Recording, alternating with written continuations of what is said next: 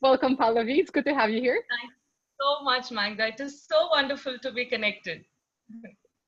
Very cool. We're looking forward to learning from you.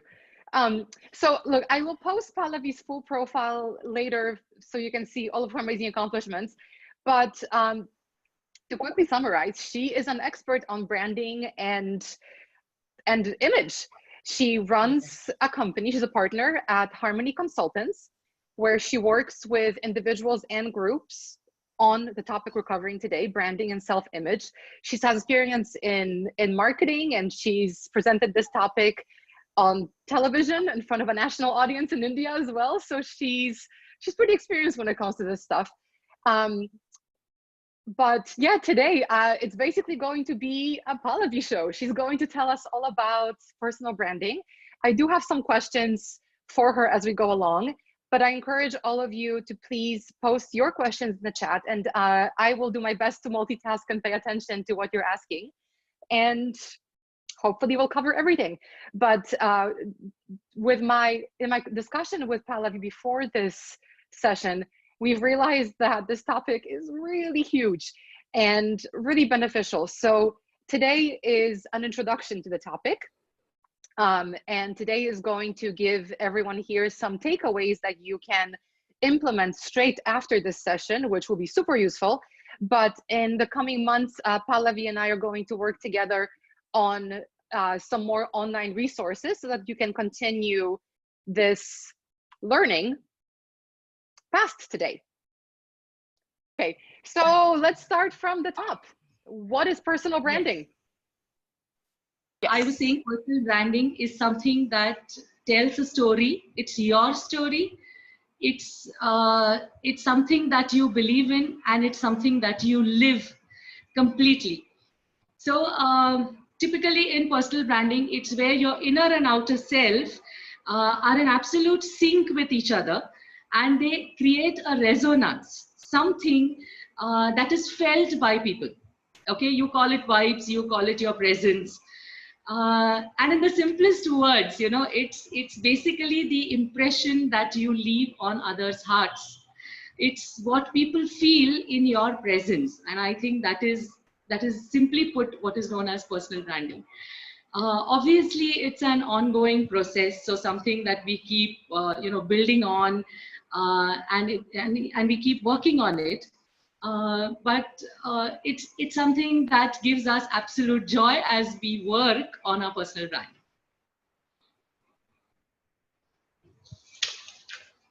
So why is personal branding important, do you think? Okay, so let me put it this way. In the world today, if I don't do it, others will. I'll give you an example. So which means that whether we like it or we don't, all of us carry a personal brand, right? Now, either it's a decision I have to take. Either I take the responsibility and ownership of creating my own personal brand, or I leave it to the world to create it. Now, if I leave it to the world, maybe the world is not so kind to create something that I like to have. So it's better that I have my own personal brand. Now, I'll give you an example.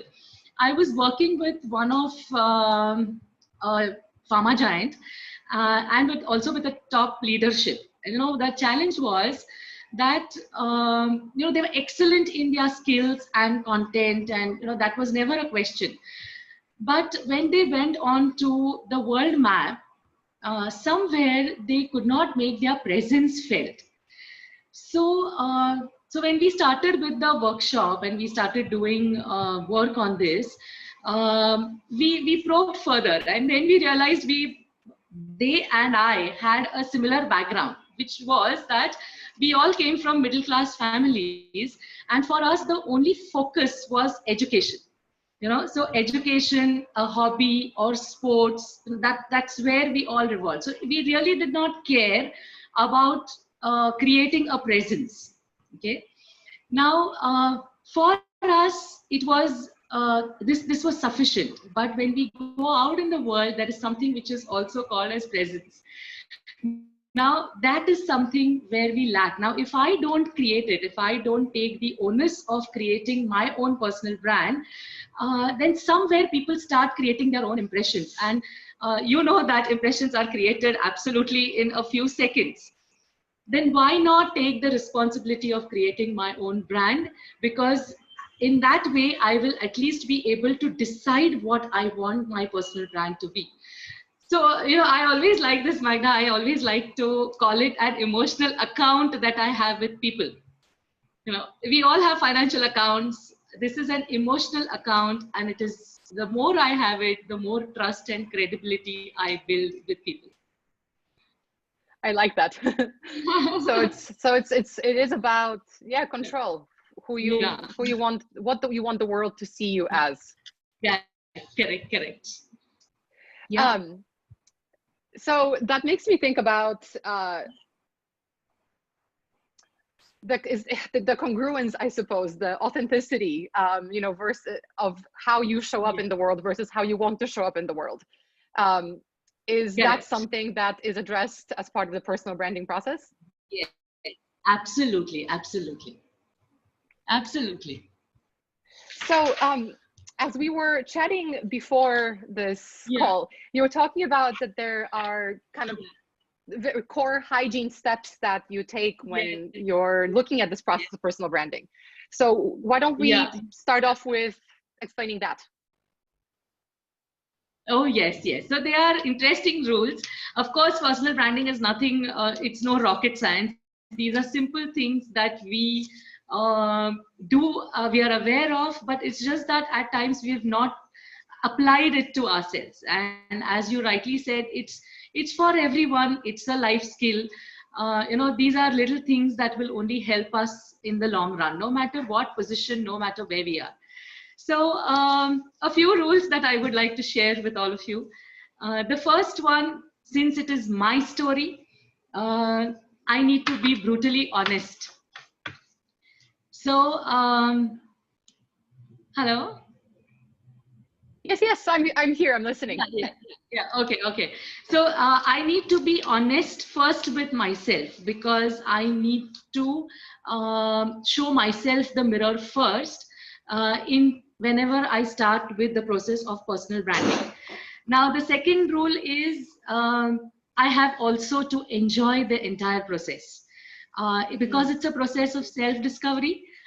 There's nothing right or wrong about it. It's just that I need to completely be in the moment, and I have to enjoy that entire process of self-discovery. The third one is gratitude. I need to accept myself the way I am. There is no competition here. So my personal brand is definitely not compared on any scale with anyone else. It's just me. And I have to be the best version of myself. So obviously there has to be gratitude on the kind of person I am. I am unique in this world. And so it just helps me to, be in sync with my core. The other one is pride. Of course, I take absolute pride in the person that I would like to be, and I am, because that reflects somewhere as a very strong persona. And last but not the least is authenticity, because that's the core of a personal brand. That's a key, you can say. The reason is that if I'm not authentic, any child would understand that I'm faking it. And that really does not work. So authenticity is absolutely the key. Now, when I say we have to build a personal brand, it's not basically that I'm blowing my trumpet. It's just that I'm doing things which are subtle and elegant, but yet they are consistently done over a period of time, which is noticed by people. So it sounds it's like an exercise in building self-confidence almost, isn't it? Yeah. So okay, I think I can sustain the video sometime. Hi. No, welcome back. Good to see you.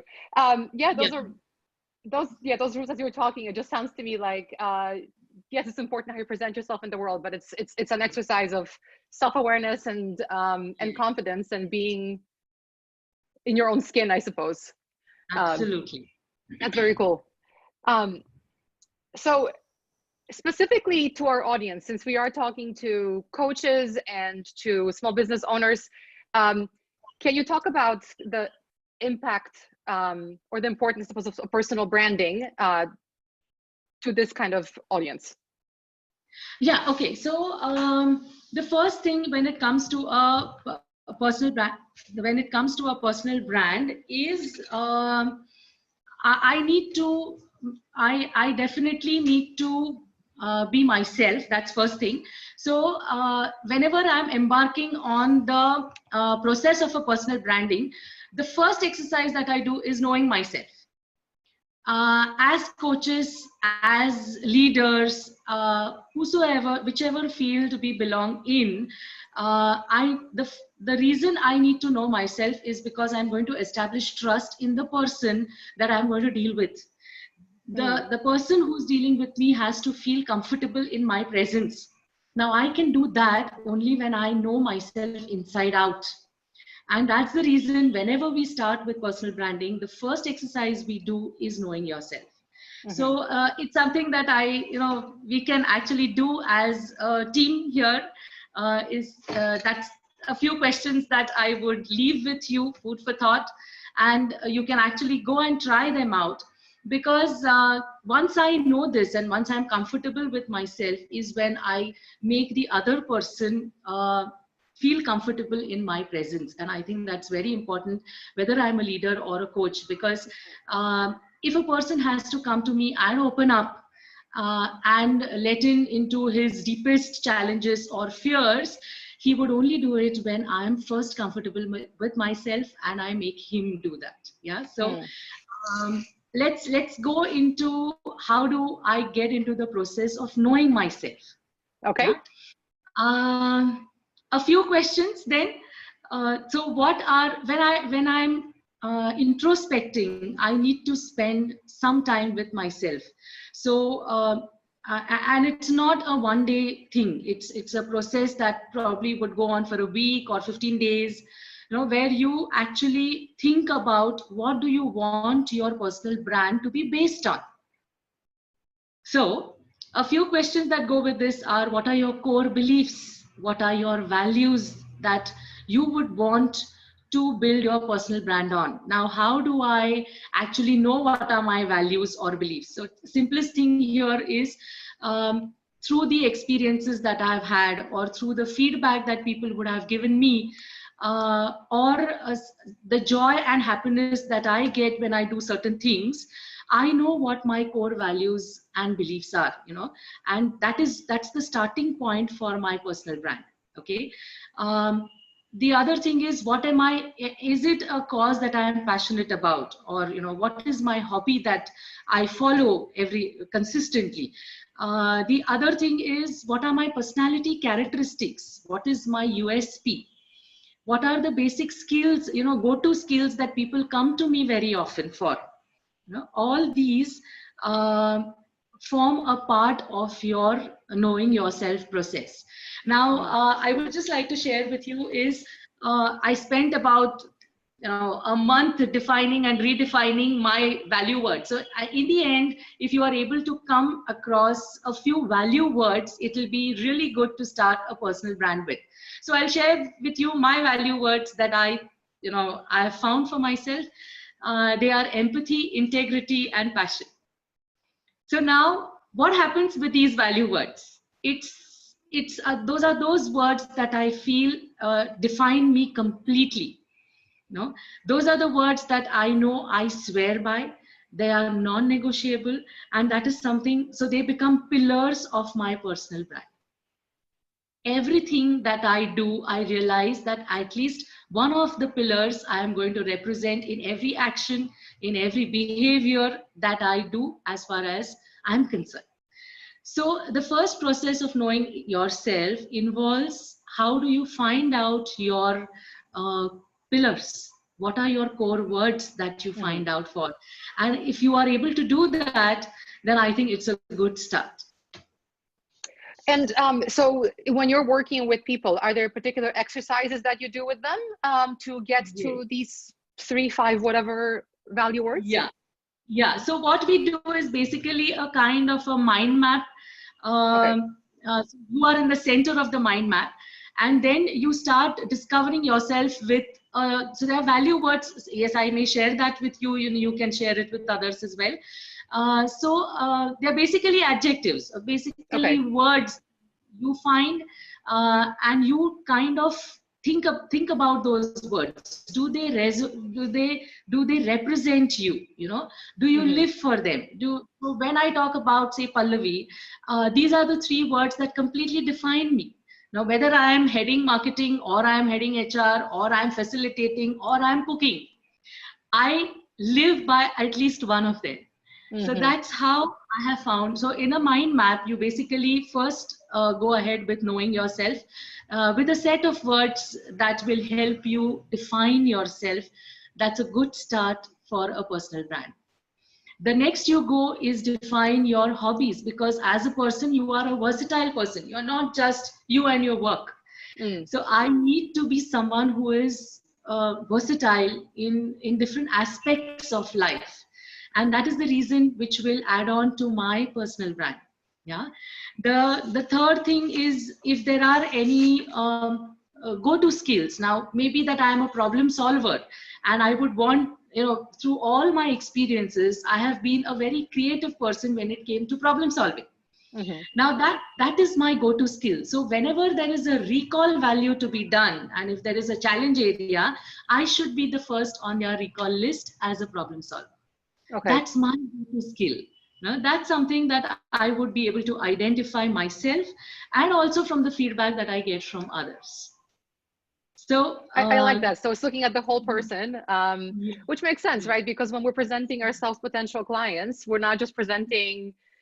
yes, It's hard to, I guess, compartmentalize life. Of course, there's, I'm sure for me, yeah. maybe not professional Magda. I think I'm pretty much, it is what it is. I'm pretty consistent, I think. It should be But that people way. have Yeah. there's a personal side to everyone versus just professional side, but it's hard to just completely separate them. I mean, we are a complete person, and our clients see that. You're absolutely right when you say this, because when I talk about a personal brand, it is not the professional side. It is both the professional and personal side put together. Because I cannot be different in my professional life. I cannot be different in my personal one. I have to be the same. And that is where my pillars are going to help me.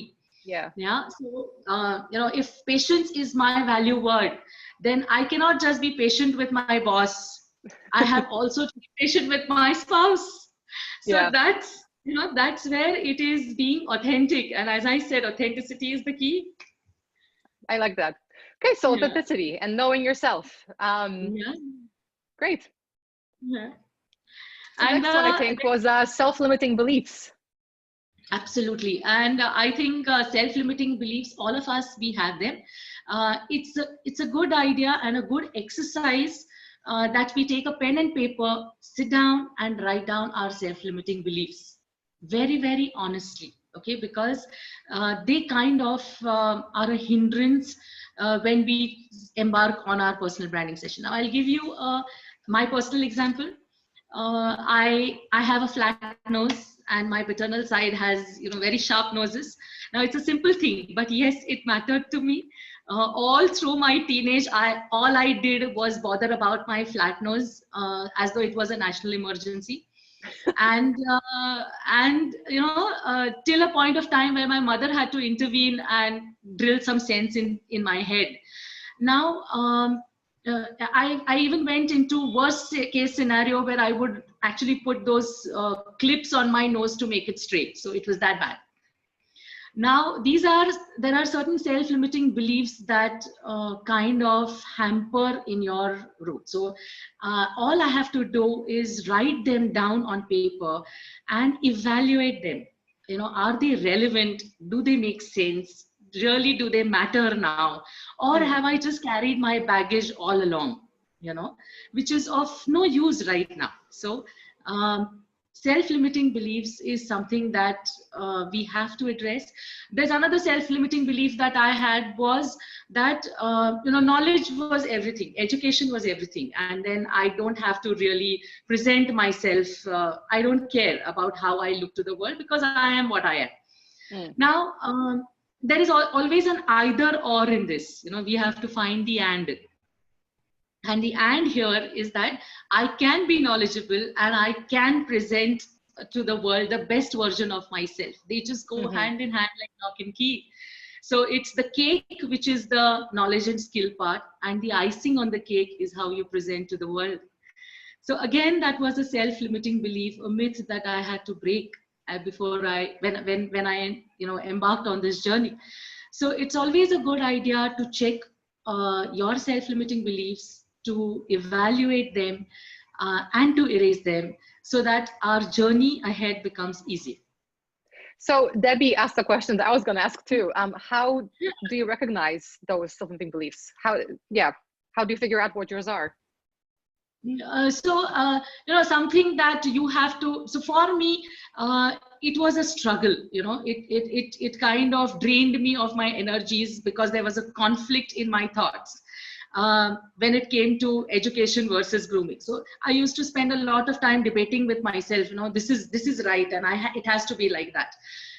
It's a waste. It was a waste of my energy. So whenever I get into the process, so when I do my pillars, when I do my value words, I have to actually look back into my life to see, are there any some complexes that I carry, or there are certain hurdles that I carry. So at times I was a very skinny child as well when I was in my teenage, and I used to be told, okay, so we can count your ribs, so that's something that I carried as a burden, which is not required when you grow up. Those are things of the past. So anything of the past which is bothering you or you've been carrying it is something that only you will know because it's your story, because you've lived through it, because it has caused you pain. Now, all this I need to keep aside and keep them behind when I have to go ahead.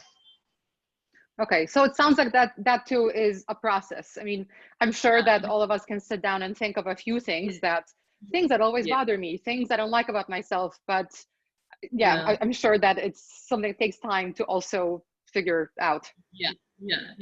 And in hand in this to the self-limiting belief is an exercise which I would truly recommend to one and all. Age is not a consideration at all here. Stand in front of the mirror and appreciate yourself, and that too loudly. So that's an exercise. It may seem ridiculous to start with, or it may seem funny. Let it be, because when I start appreciating myself, it's the positivity that I start feeling within me, and it helps a lot in developing my persona. It has helped me personally. I've been doing that for the past 5 years. Every day when I stand in front of the mirror, it's the sweetest smile that I greet. And it's one positive thing about my persona that I tell myself aloud. Okay, this is what I am. This is what I really like about myself. And it's amazing how the day goes. It's amazing how you feel that within yourself and you transmit it to the world. So that's a tough one, I think. I won't speak for others, but even for myself, as you're saying that, I had to take a deep breath because I'm just thinking of standing in front of a mirror in the morning and, with messy hair and probably goat cheese on my face and, oh my goodness. And then the first thing you say is, I have got wonderful hair. That's a good tip. I'll start there. But that's scary, right? And but it's a good exercise. I think it all goes back to the first thing you talked about, knowing yourself. I feel like, well, I'll have you keep going through your, components, but it feels like it all comes back to the same thing. The more you know yourself, the more you can develop your personal brand and actually live up to your personal brand. Correct. And the more I know myself, the more I accept myself, the more I'm comfortable with myself, is the more authentic I am as the person, and that's And the more, again, going back to kind of what we do, Yes, leadership and coaches, yes, the more yes. authentic you can be with yourself, the more comfortable you are with yourself, people are going to notice that. And I think Yes. it translates to your professional relationships as well as personal. Absolutely. And as a leader, as a coach, it's the authenticity, it's the rapport that you're going to build with people. That is very important. And people will, instantly have a connect with you when you are completely authentic. It's then they simply just connect with you, and they talk to you as though you are long lost friends. So that's the kind of trust and credibility you build when you're authentic. And I think that matters. Yeah. The other thing that also, the couple of things that do matter in this whole process is, one, I have to be extremely consistent in what I do. So, the 3 C's, as we call, one is clarity. The clarity is the purpose, the focus that I have in developing my personal brand, something that starts with my pillars. The constancy is that I have to do it every day. So, which means I have to spend time, or maybe at the end of the day, I ask myself, have I lived up to my core words or core values? And the third thing is something which is known as consistency, which is a challenge thing, because I have to do it every day.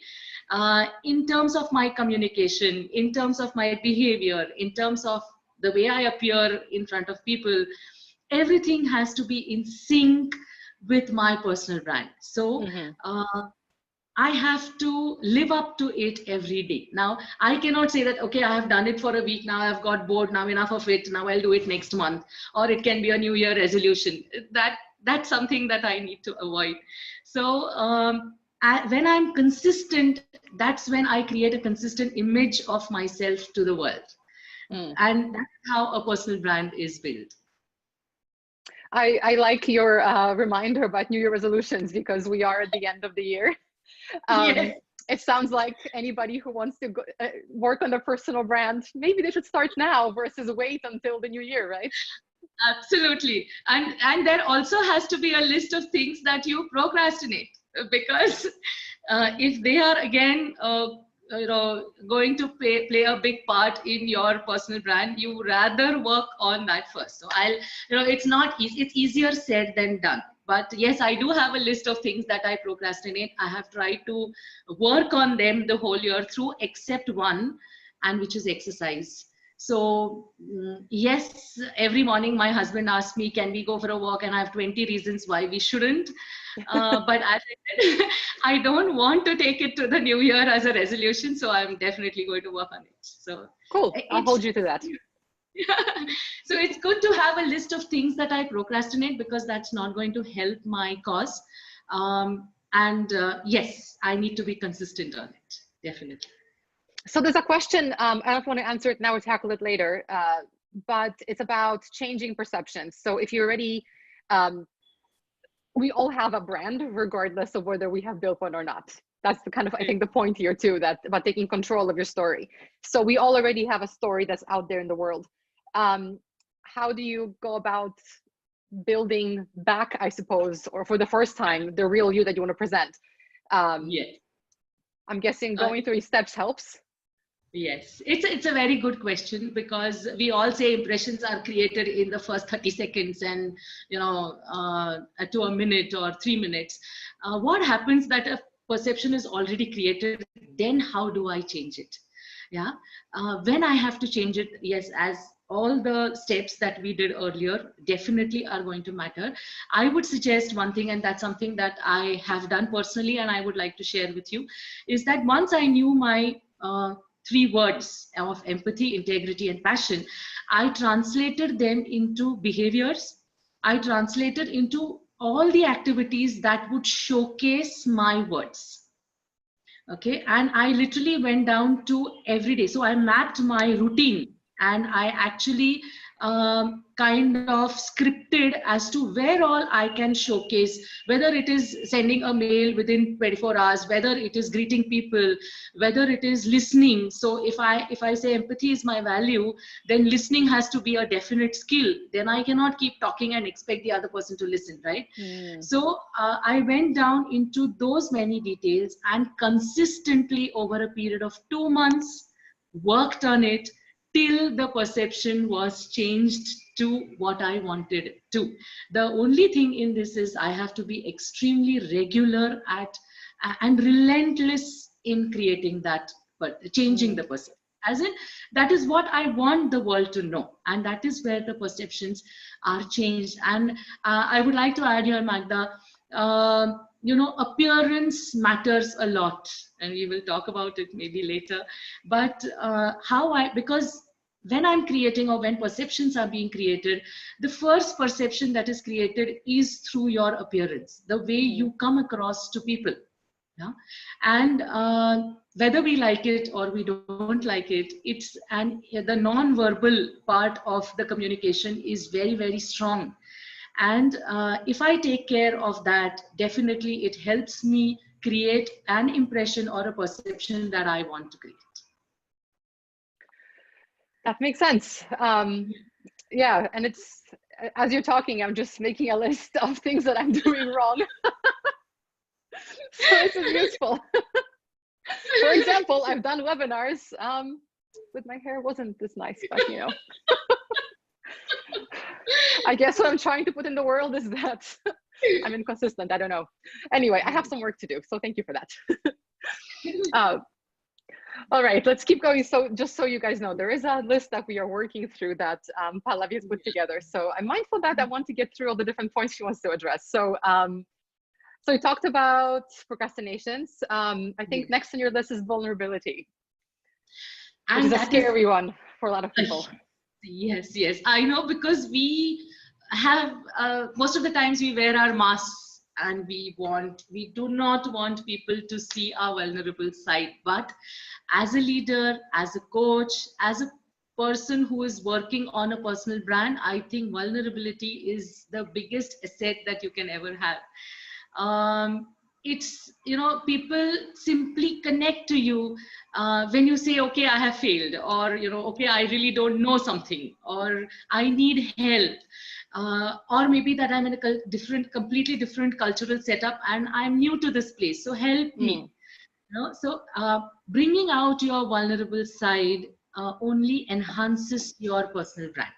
I think that just creates magic as a person. So we don't have to wear masks. We don't have to pretend. We just have to be the way I am. You are just the way I want people to see me. Just very, very transparent. So when they see me, they don't have to think, oh, there is a different side to her, or she's something different. Otherwise, she portrays something different in front of me. No, nothing. What they see is what I am, and I think that makes a huge difference. So yes, vulnerability is a value. And I think it plays a lot of role in leadership today. There is a question from the audience. If you could explain more about how to come out of limiting beliefs. If you want to address it, go for it. But I feel like that's a whole session of itself. It's like what coaching can help you with, I suppose. It's a biggie, but if you want to comment. So quickly we will address the self-limiting beliefs. Is as I said, that anything that has caused you pain so far, anything that you want to do it, but you have a doubt in your head that, okay, will I be able to do it because somebody has said that you were not good in it. I'll give you a classic example. I was initially very good in math, but somewhere down the line something went wrong, and then the self-limiting belief, because somebody would have said in my school days, oh, you're not good in math, and then I started believing it till the time, and it affected me big time. So that whenever, even when I had to get into important occasions, I would dream about my math paper. Now it had so much impact on me, such a simple thing which I left long back, but still it kind of played on my mind till the time I sat down. I wrote math on a big paper, and I canceled it, and I said, I have made peace with you, and I drew a heart around it. That was my way of dealing with math. Now I do joke about it, but that's the way so I make peace with everything that has troubled me. So what are your troubling areas? What is it that is troubling you? So there are many whom I have found that, I have met, who've said that I am not able to just go and converse with people. Something stops me. So there are so many people I see who can just go about and talk easily and are comfortable, who can talk about anything and everything under the sun. But I'm not able to do that. So then and then I asked this person, what is it that stops you? And then he said that, I was told never talk to strangers, and in my childhood, and that's something that plays a big role whenever I see people and who are strangers, and I kind of stop myself from going and talking. So now he had identified what his pain point was, and slowly we worked on it, and he could actually go and converse and have a small talk with people. So that's the easiest way to do it, is write it down, draw a flower, draw a heart, make peace with all of it, and then that's when you can actually go ahead. So yeah, potentially it could be simple, but it could be a process as well, as with all these things. It is a process. So it's not, I say and it's already done. It does not happen. So I took almost about a month to get over my self-limiting beliefs. So it was not easy. Yeah. Well, they say that it takes 30 days to build a habit, right? Yes, so yes. as long as going back to your 3 C's, as long as you're being consistent and doing whatever it is to improve yourself, the new behaviors, it takes a while for it to stick. Yeah, same goes for thoughts. Yes. Yeah, interesting. Yeah. The other thing, Magda, that really matters is words. And then I know that there are coaches and leaders out here, so I don't have to really reiterate it. But yes, words matter. So they matter in creating a personal brand, is because the kind of words that I use in my vocabulary, it definitely makes a very positive impact on my persona.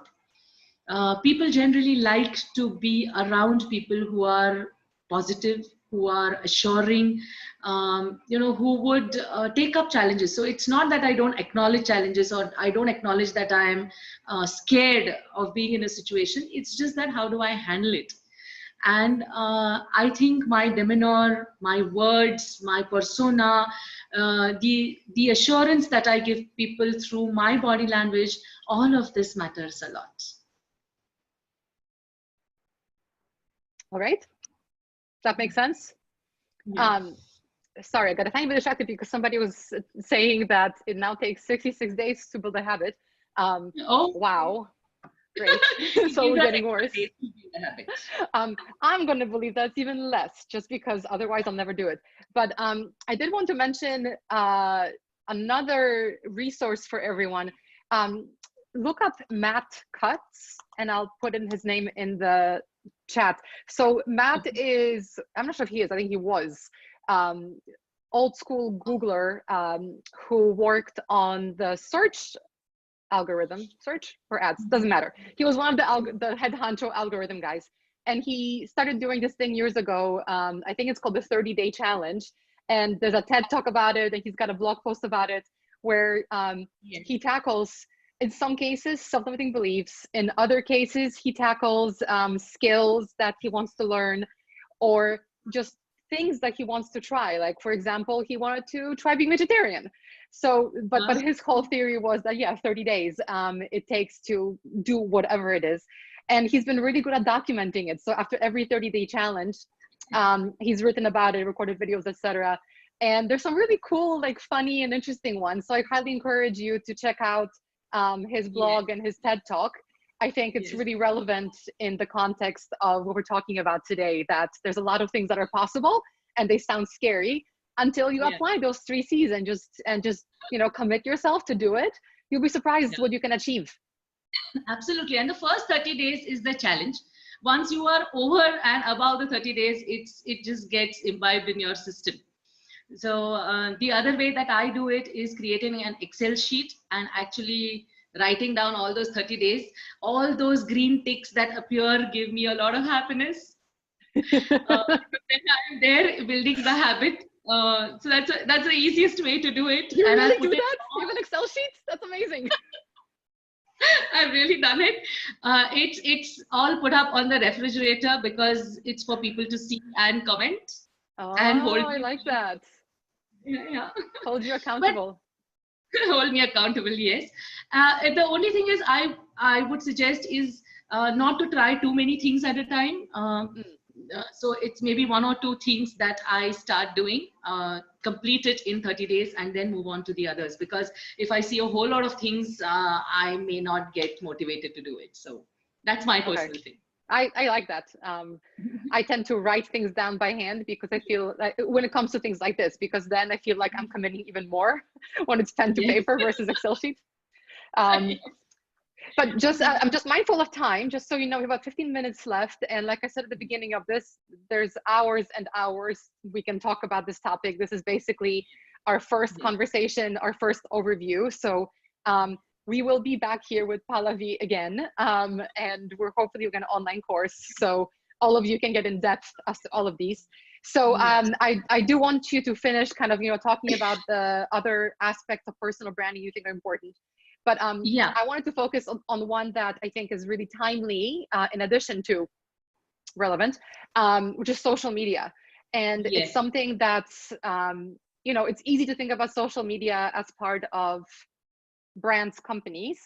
But a lot of times I feel like, you know, you also hear about employers, for example, using social media to make hiring decisions. And people are either like, yeah, well, duh, because this is who you are, versus others are saying, well, no, this is me on social media is different than me in real life. And yeah, I'm keen to hear about what you think about social media in this context. Oh, as I said in the beginning, there is nothing, you know, which is my personal brand has to be in sync with everything I do. So whether it is my professional side, whether it is my personal side, it's the same me. As transparent and as authentic that I can be. Now, when it comes to social media, it's a big factor in creating a personal brand because people are there watching you. Now, what impressions people will create about you, you do not have a control on them. So the same situation would be kind of perceived by people in different ways. Now, the only thing that I can do is take care of how I use my social media, one, and two, what is it that I post. So, you know, it's recommended that when you're building your personal brand, you're not into too much of social media, which means that you could choose any 2 or 3 social media options. Now, whether you choose LinkedIn or Facebook or Instagram, but not more than 2 or 3, something that you like, because then you are there in a select few, you are not all over the place. And as we said in the beginning, that it has to be subtle and elegant. It's not just, it cannot be jarring to the eyes. So that's one. The second thing is, when I post anything on social media, let it be a little original, which means that I don't have to be a good writer. I just have to write from my heart. Yeah, be yourself. Be yourself. So when I write from my heart, you know, it will always come correct. Whether it is posting a picture, whether it is forwarding a good post, there are a few lines that I need to add, which are my own thoughts. And I think that matters. The other thing that matters is I need to be a balanced person. So it's not really advisable that I'm on some extreme. When I take a balanced view, I know that you know, I'm respecting people around me. So you know, the one thing that the personal brand is based on is respect. Respect first to myself as a person, and second is the respect to my audience, because audience matters. especially when I'm creating a perception, especially when I'm creating an impression. It's the audience that matters. So when I'm using social media, I have to be aware that I cannot say that's different and it's just me and my personal thing. No, when I'm posting something online, it's there for people to view it and create an impression. Yeah. So what impression I want, so anything, I always love to refer to this is that when I have done my pillars, when I have done my hobbies, when I have done my, say, go-to skills, my hobbies can become a part of my social media big time. So if I'm engaged in a cause, say I help students or I am associated with old age homes, that becomes a cause that I reflect on my social media, and that is how it is reflected in my personal brand. So people know that, you know, she is a person who is venturing for a cause, or she is a person who follows her hobbies, or she is a cool person who is, you know, taking life one day at a time and enjoying it to the fullest. Now, what do I want my story to be told is something that I will decide beforehand, before posting on social media. Well, I'd argue also that there could be a nice check after this webinar, where you can go on your social media and see, maybe do the values exercise, but you can see like what are you reflecting in social media. So I do this, I should do this for my others, but I do this on Instagram a lot. I love pictures, I love animals. There's very specific things I love, and I'm not shy about sharing them. But I actually, every now and then, I go to my Instagram and I click on my own profile, because you can see all of my pictures next to each other. And I kind of go, first of all, is this reflecting what I want to reflect? And what's also interesting is when I see changes, let's say like right now, things are a bit more brown and a bit more gray, A, because it's winter in Chicago, and B, because when it's winter, like I get sadder. It is what it is. And it's interesting how I can actually see that in what kind of things I'm posting. So I think I can do the same thing on my Twitter. I can do the same thing on the comments I'm seeing on Facebook, etc., and see if it's lining up to what I want to put out in the world. Correct. And the other checkpoint is obviously our closest stakeholders. So it's a good idea to have our innermost circle of stakeholders, someone whom you are very close to, whom you trust, who will show you a mirror. Now they are good because you can actually go and ask them, so what do you think about me in terms of being a person, being a friend, being a leader? And you know, it's good in a while to engage our immediate stakeholders, because then they keep updating you on what kind of personal brand you're living, and that helps.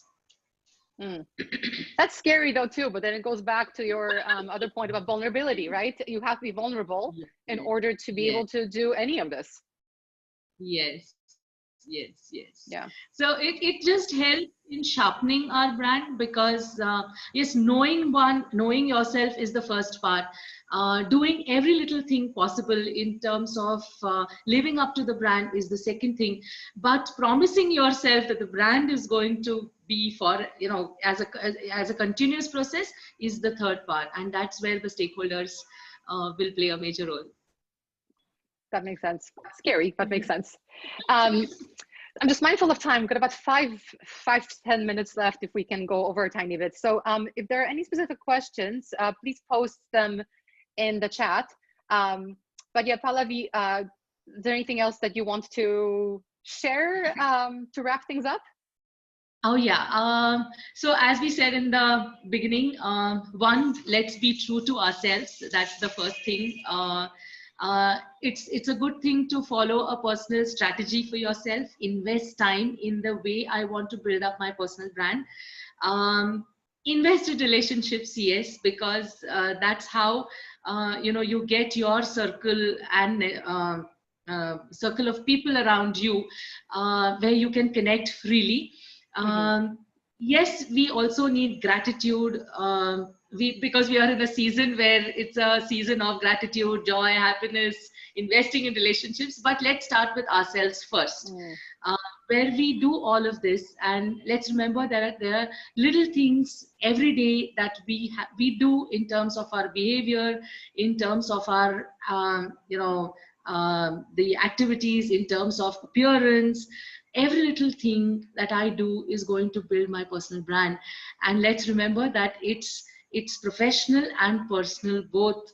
That's where I'm going to be seen, how I behave with everyone, how transparent I am, how authentic I am, and how much do I enjoy myself first, so that I enjoy my personal brand as well, makes a lot of difference. Yeah.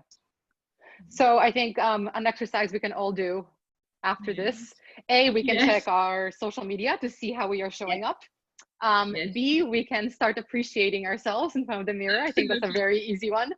And I will share the different points that Pallavi has gone through today on our blog. So sorry that we got cut short in time because technical difficulties in the beginning, but I'll put that on our blog so everyone can see those. And we'll keep expanding on this because it's all really useful. Pallavi, is there anything else that people can do right after this webinar in addition to what I said? Oh, right after the webinar, I think they can just spend time with themselves, knowing themselves. So let's find our value words, let's find our pillars, and let's start working on the personal brand right away. I like it. Yeah. Great. And maybe everyone can hop on the forum that we have, forum.coacharya.com, and maybe share your pillars if you're comfortable with that.